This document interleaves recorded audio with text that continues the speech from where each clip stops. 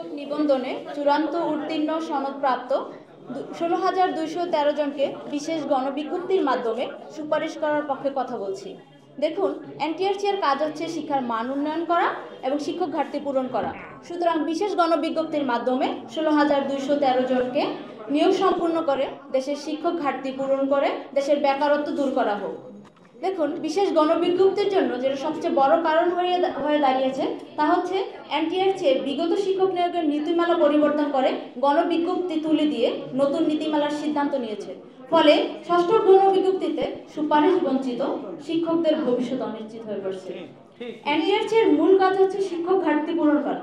তাদের বৈষম্যমূলক নীতির অজুহাত দেখিয়ে প্রতি বছর হাজার হাজার মেধাবী শিক্ষক বঞ্চিত হচ্ছে এবং শিক্ষক সংকটে ভুগছে শিক্ষা প্রতিষ্ঠানগুলো। ফলে দেশে অরাজকতা সৃষ্টি হচ্ছে, শিক্ষকরা রাস্তায় নেমে আসছে, দেশের ভাবমূর্তি নষ্ট হচ্ছে।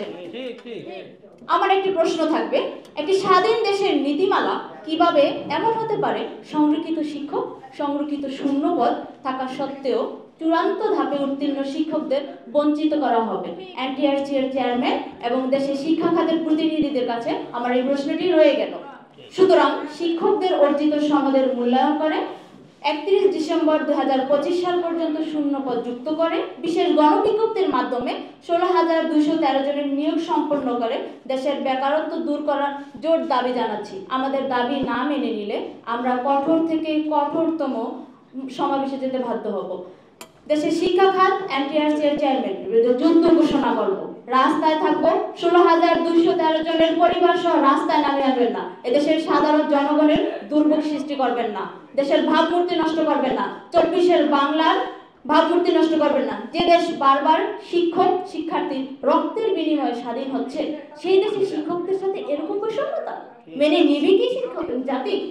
আমার সবার কাছে অনুরোধ নয়, এটা আমার অধিকার। সুতরাং আমি দাবি জানাচ্ছি, আমার দাবি মেনে না নিলে রাস্তায় 16,213 জন পরিবার সহ নেমে আসবে।